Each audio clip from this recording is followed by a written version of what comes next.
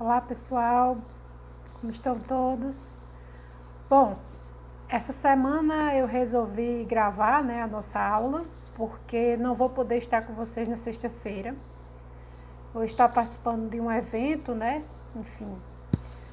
Então, eu resolvi gravar para que a gente tenha esse momento, de aprendizado, mesmo eu não podendo estar presente no dia, E aí eu resolvi trazer para nós, para a nossa discussão, para o nosso estudo da semana, uma aula, como eu disse na semana passada, que já estava pronta para quando vocês ainda eram do 7º ano, E eu tinha preparado essa aula fazia muito tempo, só que não houve oportunidade de postar, Porque, enfim, ano passado foi um ano muito turbulento. Aí eu resolvi trazer esse ano como uma forma de complementar os nossos estudos de história do 7º ano, Vocês estão no 8º, mas grande parte, eu diria 90% dos conteúdos do 7º, vocês não viram, E entre esses conteúdos está justamente o de hoje, que é o Renascimento Cultural. Então, eu não poderia deixar, de disponibilizar esse conhecimento para vocês, porque é um dos movimentos artísticos, culturais, intelectuais mais importantes da história do mundo, que de fato modificou profundamente as estruturas, da sociedade da sua época e que tem bastante, vamos dizer assim, é bastante conhecido até os dias de hoje, principalmente através daquilo que ficou, ou seja, as obras de arte que foram produzidas, os livros que foram produzidos, as pinturas, as esculturas, e nós vamos analisar, na verdade, eu irei analisar na nossa aula de hoje um pouco sobre essas obras, para que vocês tenham uma compreensão chave. Ao final dessa aula, vocês vão ser capazes, pelo menos por um breve momento, de entender as diferenças, as principais diferenças entre uma arte medieval, ou seja, anterior ao Renascimento, e as artes renascentistas. E aí vocês vão ver que isso é bem fácil de fazer. Pode parecer difícil no primeiro momento, mas quando eu for mostrando e demonstrando a vocês, vocês vão entender que a arte produzida na Europa, a partir do Renascimento Cultural, ela é extremamente específica e extremamente diferente de tudo aquilo que vinha sendo produzido até então, Então, é importante para que vocês entendam, para que vocês reflitam sobre esse período de modificação extrema dentro da história ocidental. Então, partindo para o nosso estudo, nós vamos ter aqui o seguinte, assim, a primeira questão a se discutir é exatamente o que é o Renascimento, A palavra Renascimento, nascer tem a ver com o nascimento, com vir ao mundo, e renascer quer dizer recriação, reelaboração.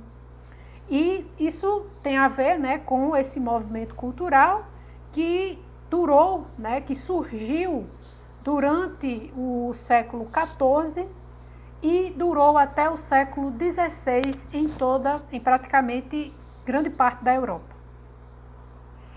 Então, esse período, esse movimento pregava um retorno aos antigos valores, os valores culturais dos gregos e dos romanos, e é por isso que o movimento se chama Renascimento, porque ele ressuscita, Ele traz de volta esses valores que estavam perdidos.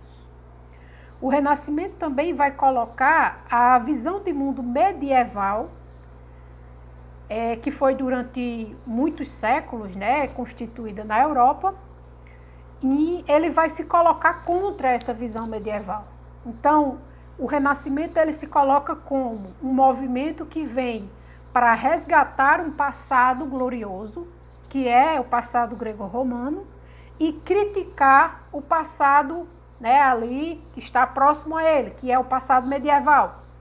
Então você retoma algo bem anterior para criticar algo que vem antes de você. Então por isso que o Renascimento ele vai ser tão diferente, as obras do Renascimento vão ser tão diferentes das obras da Idade Média, porque o Renascimento se propõe justamente ser algo totalmente diferente do que era visto na Idade Média. Então o Renascimento ele vai alterar significativamente as artes, as ciências, a filosofia da sua época, produzindo obras que são apreciadas até os dias de hoje. E aí, também para começo de conversa, onde é que surge o Renascimento? O Renascimento, então, surge num espaço, né, um espaço ali reduzido, né, que é a Península Itálica, ou a Itália, se preferirem. A Itália, que nada mais é, né, do que essa, que é bem característica por esse formato de bota, é nessa época dos séculos 14, 15, 16, a Itália não vai ser um país unificado, ou seja, não existia o conceito de Itália. Existia naquele território um conjunto de cidades-estados, principados e reinos. Se vocês observarem aqui, nós temos cada reino pintado de uma cor diferente. Então, esse amarelo aqui um pouco mais claro, nós temos o reino de Nápoles. Nós temos o reino da Sicília aqui embaixo, né, a tampa da bota. Nós temos os estados papais, ou seja, os estados que eram comandados pelo Papa, a cidade livre de Florença, de Veneza, Milão, Savoy e a Córcega, né, a ilha de Córcega. Então vejam que eram vários tipos de localidades, cada uma governada por um tipo diferente de poder, né? Alguns eram, como o nome próprio diz, estados independentes, outros eram cidades-estados, outros eram reinos.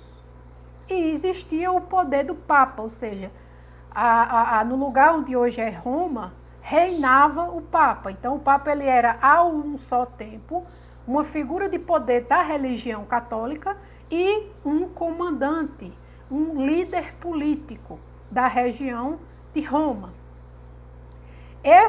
Os poderes, né, os governantes desses diversos estados, desses diversos reinados, eram, em sua maioria, ricos comerciantes.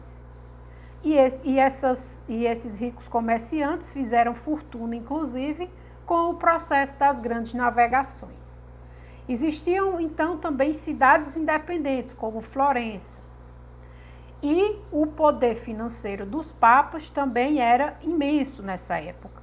Por mais que o auge, digamos assim, do poder da igreja tenha sido a Idade Média, né, que não existia nenhum poder páreo para enfrentar o poder da igreja na Idade Média, nesse contexto, a igreja ainda assim era um dos maiores, das instituições mais ricas desse momento. E por que também que surge o Renascimento na Península Itálica? Justamente porque é lá que estão, né, todos os monumentos, as ruínas dessa herança greco-romana. Lembrando, Roma, a capital do Império, fica na Itália, né? E perto aqui também, e perto da Itália, nas regiões próximas, também existe muito do legado grego, né? Então é nada mais natural do que o Renascimento, né, que vai exaltar essa herança greco-romana, tenha surgido nesse espaço. Além do mais, a região onde a Itália fica, que é próxima ao Mar Mediterrâneo, na verdade é banhada, né, a Itália é banhada pelo Mar Mediterrâneo, que está aqui embaixo, faz com que a movimentação dentro desse pequeno mar, né, que fica ali, ligando um pouco a Europa, a Ásia e a África, fez com que existisse um grande contato com as culturas do Oriente, né, sejam elas os turcos, os árabes, e isso também teve uma grande influência sobre esse despertar artístico do Renascimento. Aqui eu trouxe para vocês, nessas setinhas vermelhas, os pontos específicos onde o renascimento cultural vai agir. Então, vejam que, inicialmente, ele surge na Itália, né? Obviamente, como eu falei a vocês, mas ele vai se espalhar por quase todas as grandes regiões da Europa, né? Então, ele vai estar presente na Alemanha, na França, na Espanha, em Portugal e no Reino Unido. Então, o Renascimento surge na Itália, mas vai ser depois um movimento praticamente europeu. E em cada região, esse renascimento vai se dar de uma determinada forma, valorizando determinados valores e estilos, né? Mas praticamente em todos esses lugares vai existir aí a ascensão do Renascimento. Bom, então, agora vamos para condições que possibilitaram um renascimento.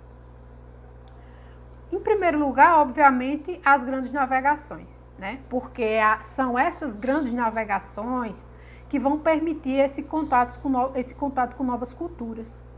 É inclusive através dessas grandes navegações que vai existir esse retorno aos valores greco-romanos, porque enquanto na Europa medieval os escritos, né, dos gregos e dos romanos muitas vezes foram proibidos, porque eram tidos como pagãos, né, não eram escrituras cristãs, esses mesmos escritos foram levados, né, digamos assim, foram distribuídos pelo Oriente, né? Então, por exemplo, os próprios árabes vão ser muito responsáveis por preservar os escritos dos gregos, né? E aí, quando a Europa, né, sai da Idade Média e passa a ter esse contato maior com o Oriente, ela retoma esses textos, retoma esse passado. Então, as grandes navegações são muito responsáveis por esse novo contato, esse novo intercâmbio cultural. E aí o estabelecimento também das cidades-estados vai constituir o quê? Uma elite, né? Várias elites, na verdade, vários grupos de grandes comerciantes, de ricos comerciantes. E esses ricos comerciantes dessas cidades-estados, eles eram muito admiradores de arte. E se tornou um costume. A arte passou a ser uma mercadoria. Passou a existir a tradição dos mecenas, que nada mais eram do que grandes proprietários, grandes comerciantes, né, enriquecidos, que patrocinavam a um determinado grupo de artistas. Isso vai ser muito comum na Itália, né, sobretudo na República de Florença, né, e de Veneza, em que você vai ter aí grandes nomes da arte sendo patrocinados, ou seja, sendo pagos por esses ricos comerciantes.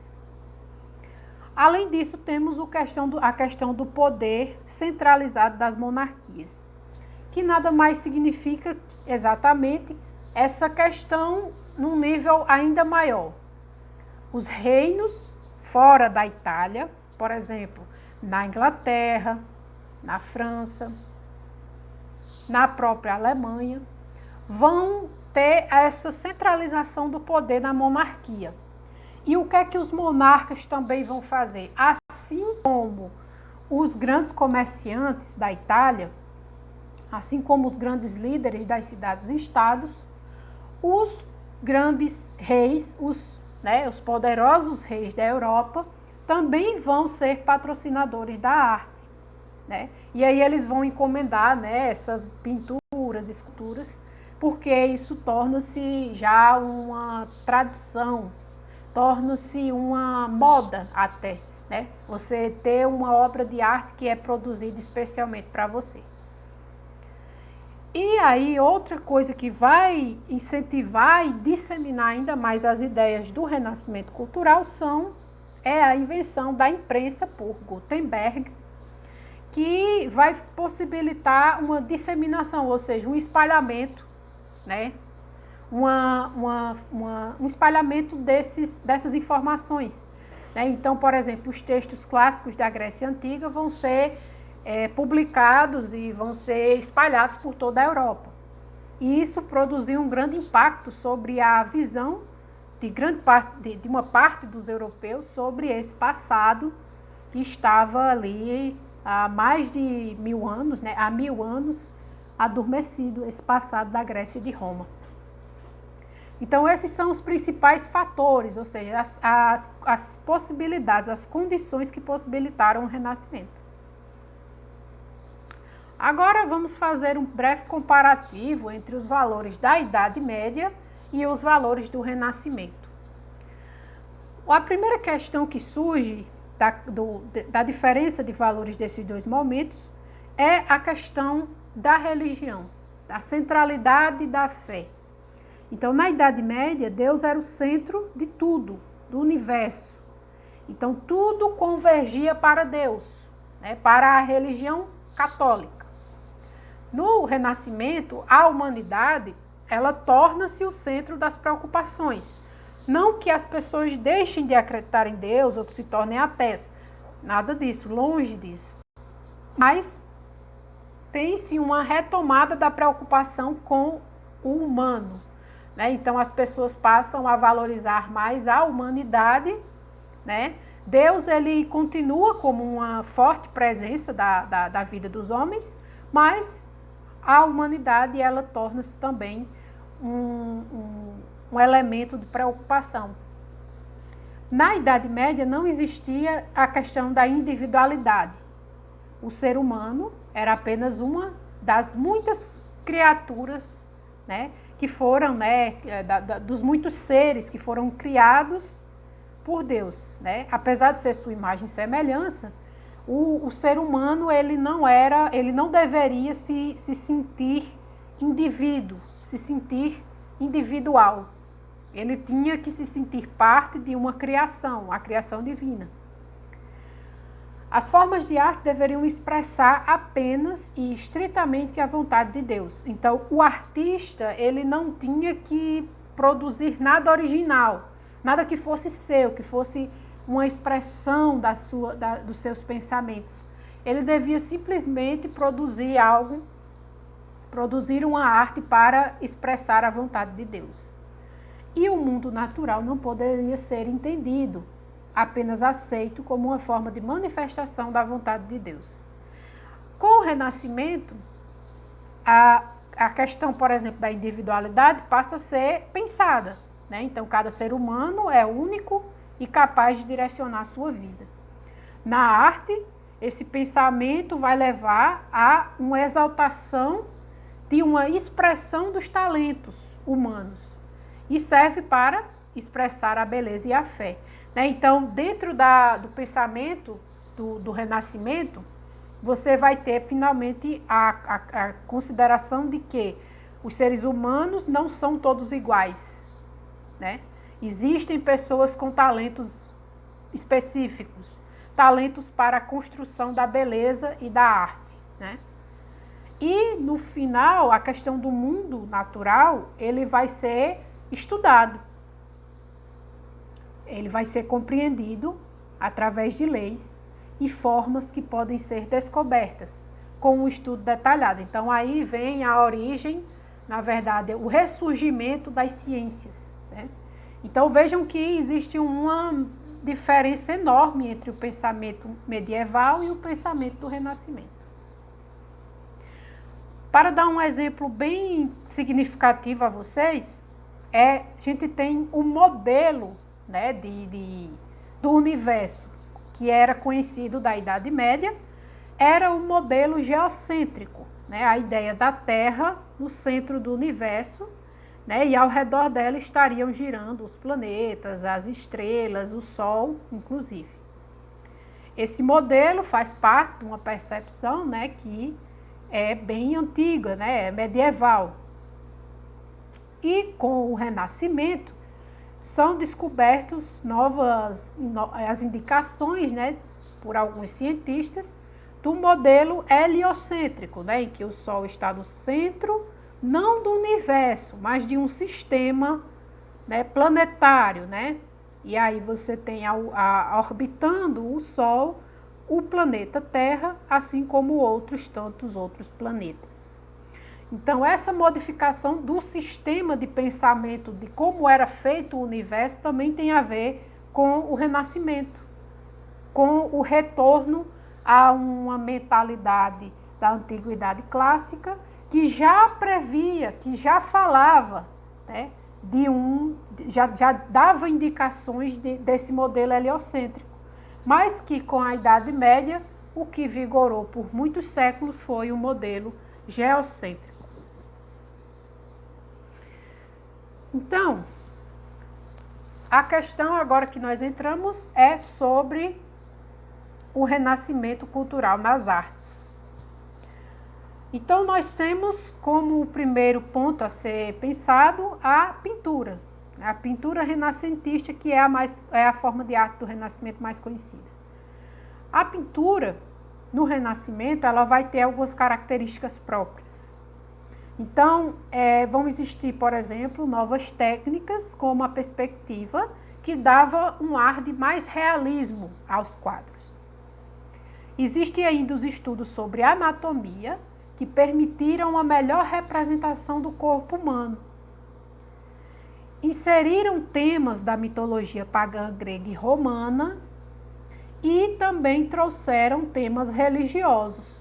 Então, no Renascimento, não é que a gente tira de lado a religião cristã. A religião cristã ela vai ter bastante espaço. Inclusive porque os próprios papas também eram mecenas, também eram,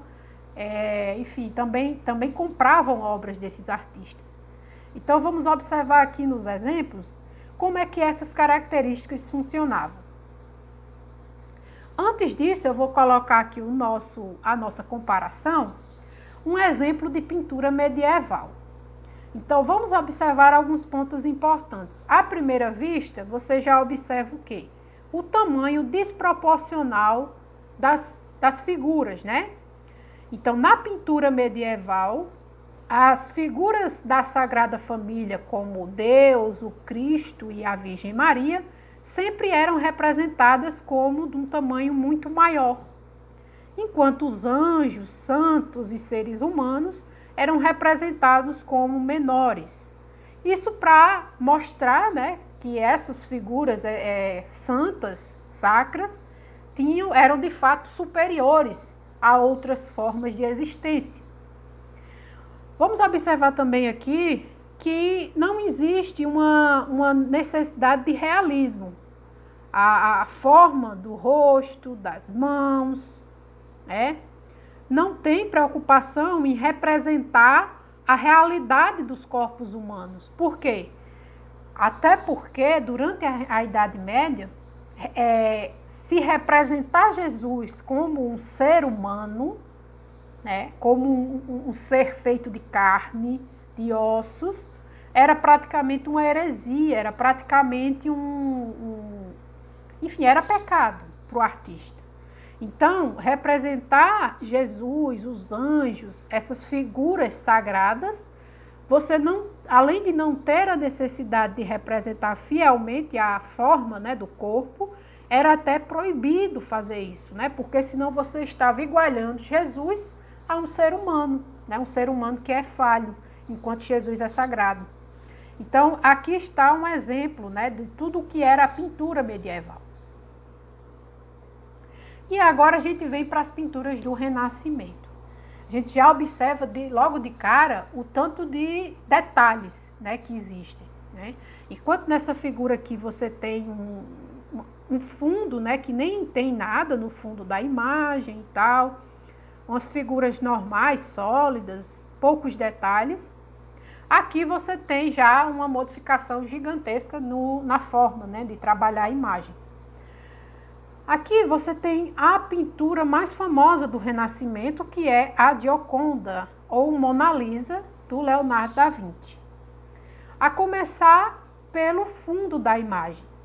Você vê que o uso, por exemplo, da perspectiva faz com que a imagem, você tenha no primeiro plano a figura da Mona Lisa e atrás você tem todo um cenário construído com profundidade, né?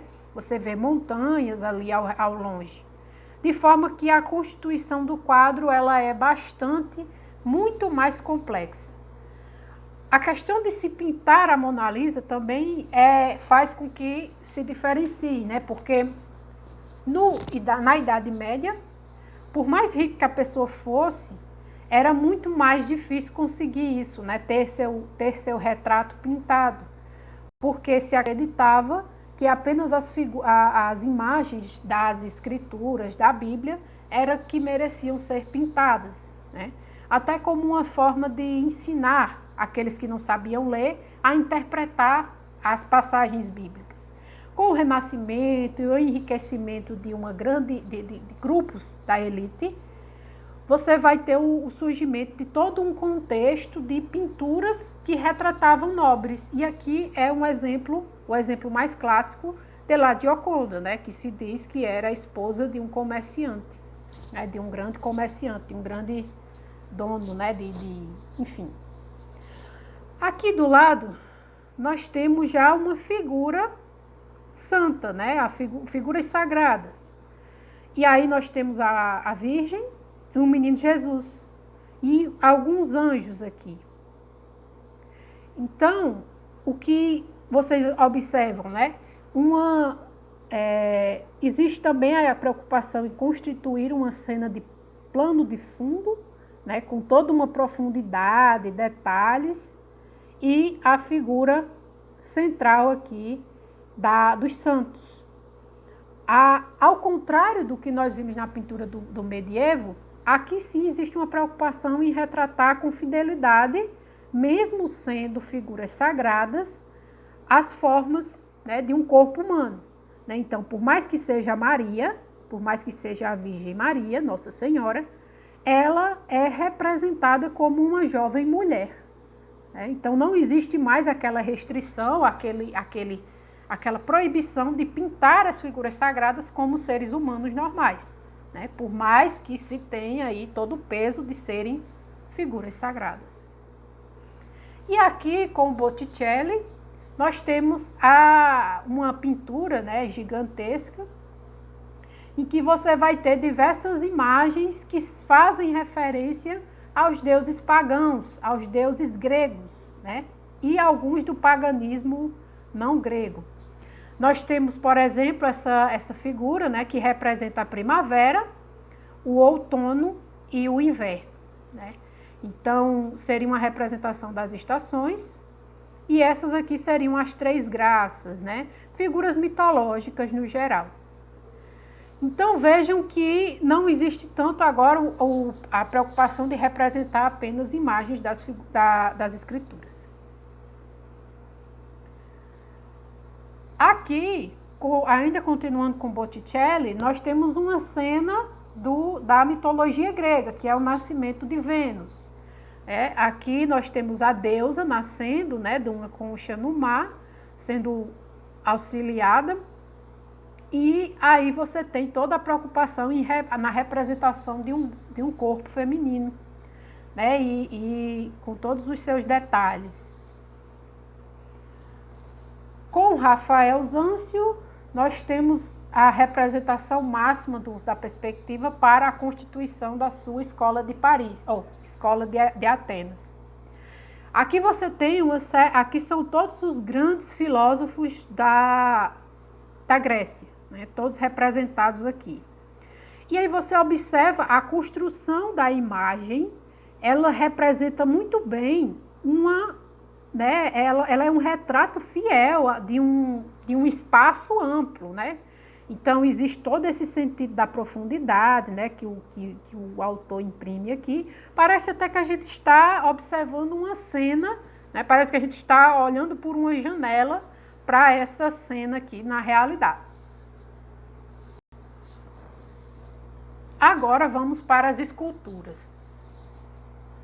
As esculturas medievais, assim como a pintura, né, elas não têm a preocupação de representar de forma fiel as formas humanas. Então, elas eram feitas normalmente em pedra ou madeira e não possuíam muitos detalhes. O principal tema, novamente, era a religião, a representação dos santos, dos demônios, de Jesus e de Maria. Os demônios, normalmente, na Idade Média, eram representados para assustar mesmo os fiéis. Então, se construíam as imagens dos demônios que ficavam nas igrejas para que as pessoas olhassem aquela imagem horrenda e assim temessem ainda mais ao inferno, né? Então, a imagem, por exemplo, aqui de Maria e do menino Jesus é uma imagem em madeira, uma das poucas que restaram, e vejam que não existe aí uma preocupação em representar de forma fiel o corpo, né? a imagem humana. Com o Renascimento, a escultura ela vai ter algumas características também, assim como a pintura. Nós temos um retorno ao mármore, o mármore que é essa pedra aqui, é uma pedra extremamente difícil de ser trabalhada, né? Na natureza ela se apresenta dessa forma. E a pintura ela vai buscar uma representação perfeita, né, dos detalhes. Então, as roupas, as expressões, o movimento. E vai ter uma preocupação também com o primor das formas do corpo humano. Assim como na pintura, a escultura também vai retornar à antiguidade clássica, mas também vai permanecer como temas da religiosidade cristã. E aí nos exemplos a gente vai poder ver, observar de forma melhor. Um dos exemplares mais famosos da escultura renascentista é a Pietà, de Michelangelo. Essa obra que representa Nossa Senhora com o corpo de Jesus, né, após sair da cruz, né, ser tirado da cruz, né, é uma obra esplêndida em detalhes. Observem, por exemplo, o drapeado dos tecidos, né? Lembrando que isso é feito em pedra, né? Em pedra pura. Então, é uma demonstração muito grande de habilidade você conseguir produzir numerosos detalhes, né? Com relação ao Cristo, você tem aqui, por exemplo, a flacidez do corpo, né? As costelas aparecendo, né, de um Cristo que foi vítima, né, um Cristo que sofreu na cruz. E aí, aqui nós temos outros dois exemplos que estão dentro da religiosidade cristã, que é Davi e Salomão. Não, Davi e Moisés. Só que, olhando assim, à primeira vista, parecem mais como figuras gregas, da mitologia grega, do que com figuras bíblicas, né? Então, é até interessante como eles misturam um pouco essas visões, né? O Davi, observem o detalhe do cabelo e o detalhe da expressão. Os olhos da estátua, como são penetrantes e vivos, né? Parece até que a qualquer momento ela vai se virar e olhar para você. No Moisés, observem a forma dos músculos, né? Então, o autor, o Michelangelo, ele foi capaz, inclusive, de tornar a figura de Moisés uma figura atlética, né? Moisés, que é normalmente representado como um homem idoso, aqui ele surge como a figura quase de um deus da mitologia, né? Forte, né, e robusto.